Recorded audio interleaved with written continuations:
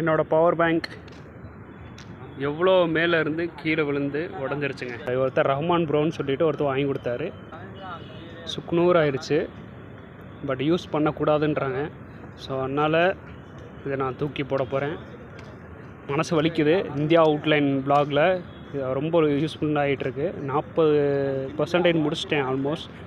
முடிக்கிறதுக்கு இந்த போட்டு இதுதான் யூஸ் ஆகிட்டு இருந்துச்சு. ஸோ ரொம்ப கஷ்டமாக இருக்குங்க இதை தூக்கி போடுறேன்னு சொல்லிட்டு. ஸோ தேங்க்யூ ரஹ்மான் ப்ரோ, நீங்கள் கொடுத்தீங்க. பட் டேமேஜ் ஆயிடுச்சு. பட் தூக்கி போடுறது தான் கரெக்டு. தூக்கி போட்டுறேன். யார் என்ன பண்ணுறது, உடஞ்சி போன பவர் பேங்கை நம்ம யூஸ் பண்ணக்கூடாது. ஸோ நான் தூக்கி போட்டேன். மனசு கொஞ்சம் வலிக்குது, என்ன பண்ணுறது.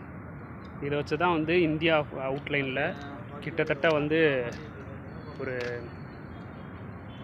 80 நாள் கிராஸ் பண்ணி வந்துட்டோம். தமிழ்நாடு ஃபுல்லாக முடிச்ச. கேரளாவில் தான் ஒரு ரஹ்மான் ப்ரோன்னு சொல்லிட்டு வாங்கி கொடுத்தாரு. என்ன பண்ணுறது, போயிடுச்சு. ஜஸ்ட்டு சும்மா அந்த மேலே தான் உட்காந்துருந்தேன். பட் காலை இப்படி எடுத்து வச்சும்போது இந்த பவர் பேங்க்ஸ் வலிக்கிட்டு கீழே விழுந்துருச்சு.